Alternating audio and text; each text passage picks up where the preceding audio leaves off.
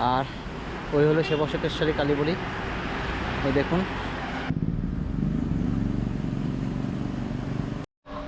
সেবকেশ্বরী বাবা মহাদেবের মন্দির। হনুমান বাবাজিরা রয়েছে, এদের থেকে খুব সাবধান।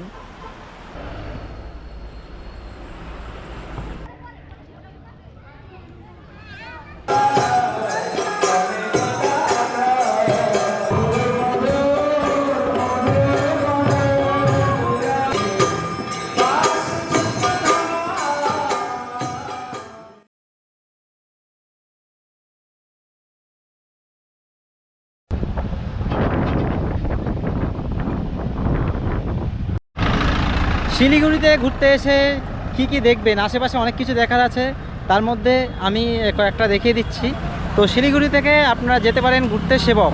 সেবক একটা দারুণ জায়গা, সেখানে ইংরেজ আমলের ব্রিজ আছে, কালী মন্দির আছে, শিব মন্দির আছে, তিস্তা নদী আছে, দারুণ জায়গা।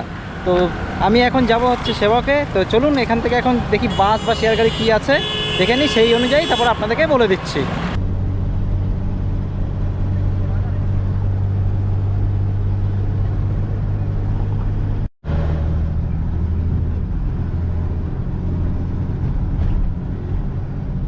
এই হলো সেবক।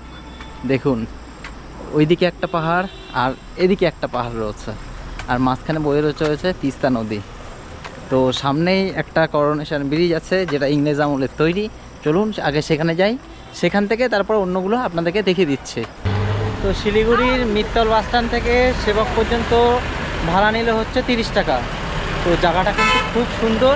শিলিগুড়িতে আপনারা থাকলে এখানে একবার ঘুরতে আসতে পারেন। তো আমি দেখিয়ে দিচ্ছি ডিটেলস এখানে কি কি দেখার আছে। তো এইখানে দেখুন ঝর্ণা, বৃষ্টির সময় আরও বেশি ভালো লাগে। এই পাশ থেকে একটা আছে, আর এই সোজা একদম উপরে দেখুন দেখা যাচ্ছে, ওই উপরে, ওই উপর থেকে নেমে একদম নিচে এখান থেকে এখানে আসছে।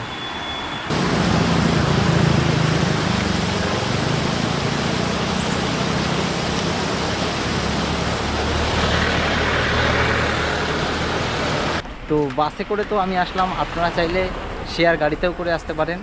তো এখানে বলে দেখি যে সেবকে আসার জন্য আপনারা গ্যাংটক, কালিম্পং, লাভা, মালবাজার, বীরপাড়া যে কোনো একটা বাস ধরতে পারবেন। বাস ধরে এসে এই সেবকে চলে আসতে পারবেন। তো এই যে দেখছেন এটা হচ্ছে ইংরেজ আমলের তৈরি করোনেশন ব্রিজ, আর এই হচ্ছে তিস্তা। এই তিস্তা নদী দেখুন বয়ে গেছে একদম, এদিকে হচ্ছে বাংলাদেশের দিকে বয়ে গেছে। আর এখন বর্ষার সময় তিস্তায় ভালো জল রয়েছে। তো চলুন এখন ব্রিজের দিকে যাওয়া যাক।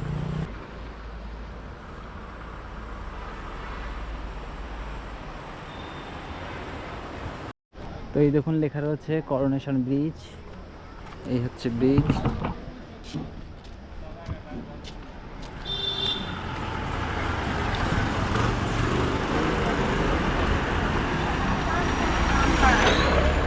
ব্রিজের এখানে হনুমান বাবাজিরা রয়েছে, এদের থেকে খুব সাবধান।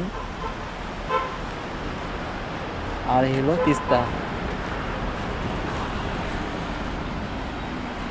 আপনাদেরকে বলি, এই যে তিস্তা নদী দেখুন এখানে চলে গেছে, এই তিস্তা নদী এখন এখান থেকে মানে সোজা চলে গেছে আপনার বাংলাদেশের দিকে। আর উল্টো দিকে, যেটা উল্টো দিক রয়েছে, ওইদিকে রয়েছে আপনাদের গ্যাংটক, কালিম্পং হয়ে ওদিকে চলে গেছে। তো দেখুন এখন তিস্তায় প্রচুর জল রয়েছে, দারুণ লাগছে এই জায়গাটা। আর এই হলো রাস্তা দেখুন, আর এদিকে পাহাড় আর এদিকেও পাহাড়, এই দুই পাহাড়ের মাঝখানে হচ্ছে গিয়ে আমাদের এই করোনেশন ব্রিজ। তো এই করোনেশন ব্রিজ কিন্তু ইংরেজ আমলের তৈরি। আর হচ্ছে এই করোনেশন ব্রিজের আর একটা মানে লোকাল নাম আছে, লোকাল নাম যে লোকে এই নাম মানে এখানের লোকেরা যে নামে ডাকে এই ব্রিজটা, সেটা হচ্ছে বাঘপোল। তো ওই ব্রিজটা কিন্তু অনেক পুরনো। আর দূরে দেখুন ওই একটা ব্রিজ দেখা যাচ্ছে, ওটা হচ্ছে রেল ব্রিজ। ওই ওই যে লেনটা রয়েছে শিলিগুড়ি থেকে আলিপুরদুয়ার, লাটাগুড়ি, মালবাজার, ওই ওই রুটটা হয়ে যাবে।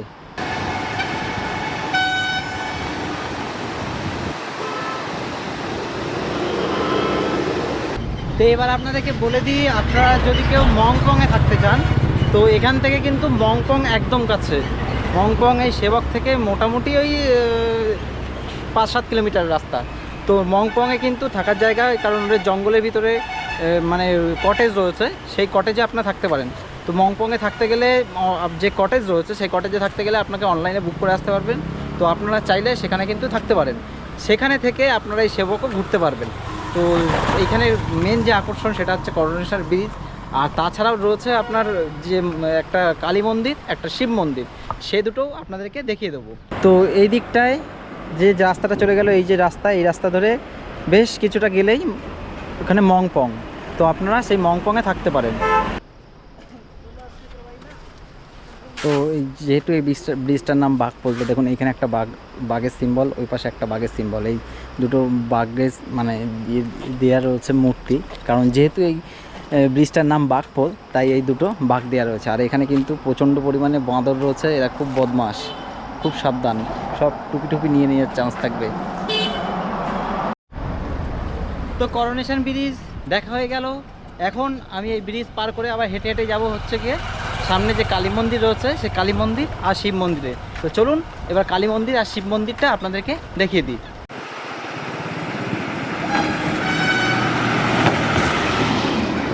তো সেবকের এখানে এসে আপনারা যদি খাওয়া দাওয়া করতে চান, তো একদম ব্রিজের পাশেই অনেকগুলো রেস্টুরেন্ট আছে, আপনারা এখান থেকে খাওয়া দাওয়া করতে পারেন। তো এখন ব্রিজ থেকে আবার একটুখানি সামনে গেলেই মন্দির।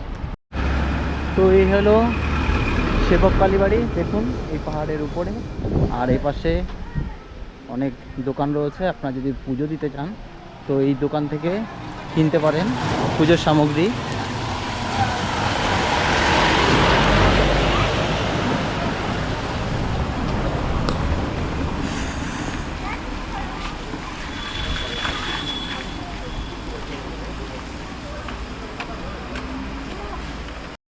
তো এই হলো মন্দির, এই হলো সিঁড়ি, এই সিঁড়ি বেয়ে উঠতে হবে উপরে, দেখুন।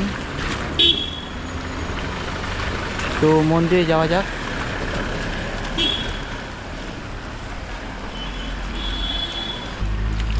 আর জুতো রাখার জন্য এই জায়গাটা রয়েছে, আপনারা এখানে জুতো রাখতে পারেন, কোনো ডিমান্ড নেই, যা খুশি দিতে পারেন। আর এইখান থেকে হচ্ছে ওটার রাস্তা, চলুন উপরে ওঠা যাক।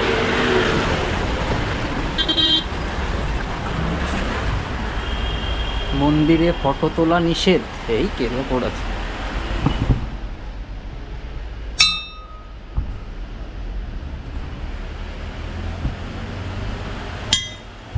তো দেখুন মন্দিরে ফটো তোলা নিষেধ, তো মন্দিরে ফটো আমি কিছু দেখাতে পারবো না। এই দেখুন লেখা রয়েছে শ্রী সেবকেশ্বরী কালীবাড়ি।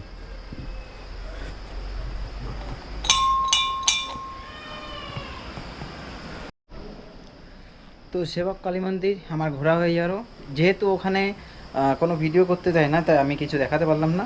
তো ওখানে কী কী আছে আমি বলে দিই। ওখানে মায়ের একটা মূর্তি আছে, বাবা লোকনাথের একটা মন্দির আছে, আর বাবা মহাদেবের একটা শিবলিঙ্গ আছে। তো এই তিনটে রয়েছে। তো জায়গাটা খুব সুন্দর। আর শিলিগুড়ির যত মন্দির আছে তার মধ্যে এই সেবকেশ্বরী কালী মন্দির কিন্তু খুব ফেমাস। তো আপনারা শিলিগুড়ি আসলে এই মন্দিরে একবার ঘুরে আসতে পারেন।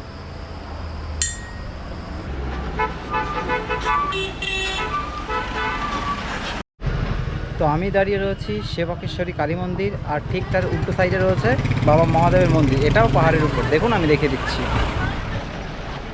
এই যে মন্দির দেখছেন ওটা হচ্ছে বাবা মহাদেবের মন্দির। তো এখন আমি ওই মন্দিরে যাব, তো চলুন এখন ওই মন্দিরে যাওয়া যাক।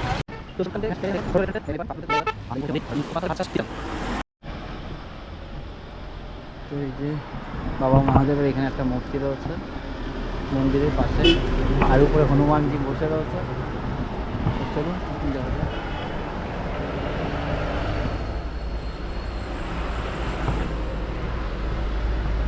এই হলো শিব মন্দির, আর এখানে হনুমান বসে রয়েছে, আর ওই হলো সেবকেশ্বরী কালীবাড়ি। এই দেখুন আমি ওইখান থেকে হেঁটে হেঁটে আসলাম। এই হলো সেবকেশ্বরী বাবা মহাদেবের মন্দির, তো আপনারা এখানে পুজো দিতে পারেন।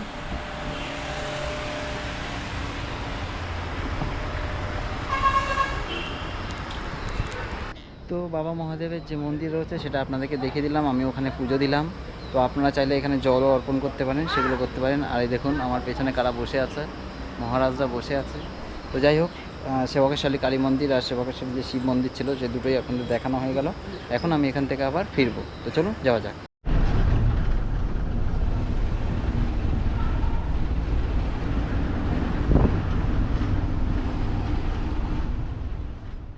থেকে আমি এখন যাব হচ্ছে গিয়ে শিলিগুড়ি যে ইসকন মন্দির রয়েছে সেই ইসকন মন্দিরে, কারণ হচ্ছে ইসকন মন্দিরের সন্ধ্যা আরতিটা খুব ভালো লাগে। তো যাব এখন, চলুন আপনাদেরকে নিয়ে যাব আর ডিটেলস সব জানিয়ে দেবো। তো এখন আমি রয়েছি সেবক মোড়ে, এখান থেকে দেখি টোটো কি আছে সেটা দেখে তারপর আপনাকে বলে দিচ্ছি।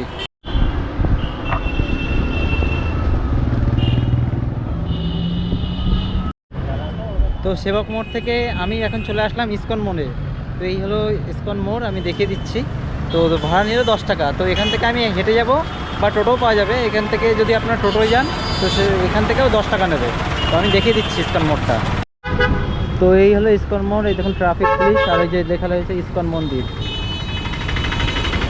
ওই লেখা রয়েছে ইসকন মন্দির। তো এই রাস্তা ধরে আমাদের যেতে হবে। তো ইসকন মোড় থেকে আমি আবার টোটোয় করে আসলাম, টোটোয় নিল হচ্ছে 10 টাকা। তো এই হচ্ছে ইসকনের গেট, আমি এখন এখান থেকে ঢুকবো। তো চলুন মন্দিরে যাওয়া যাক।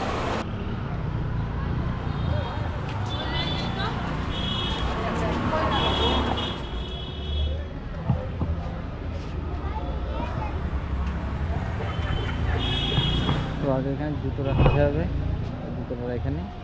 তো আমি এখন ইসকন মন্দির ঢুকলাম।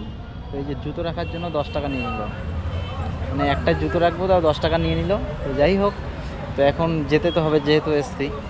তো এখন মন্দির, আগে কিন্তু এত টাকা নিত না, বা আগে মানে আমি গত 3 মাস আগেও এসেছিলাম, তখন এইসব সিস্টেম ছিল না।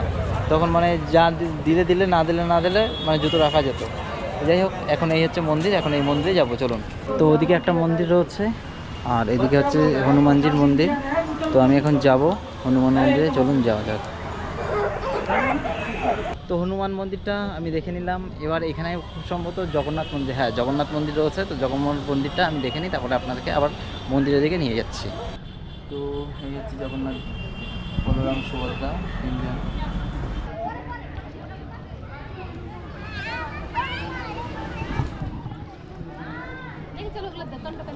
তো এখানে দেখুন মন্দিরের সমস্ত কিছু টাইম দেওয়া রয়েছে। দেখুন মঙ্গল আরতি ভোর 4:30। তো এখন মোটামুটি বাজে 6:30 বাজতে যায়। তো 6:30 থেকে 7টা সন্ধ্যা আরতি হবে। এই সন্ধ্যা আরতিটা এখন দেখব। তো চলুন এখন যাওয়া যাক উপরে।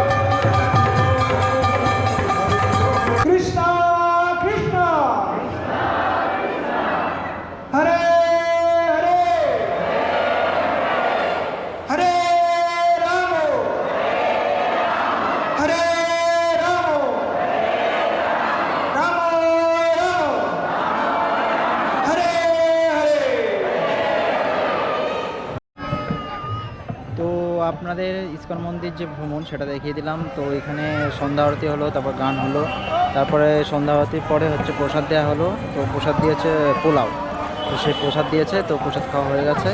আজকের ভিডিও এ পর্যন্তই, দেখা হবে নেক্সট ভ্রমণের ভিডিওতে। সকলে ভালো থাকুন আর দেখতে থাকুন আমার ইউটিউব চ্যানেল।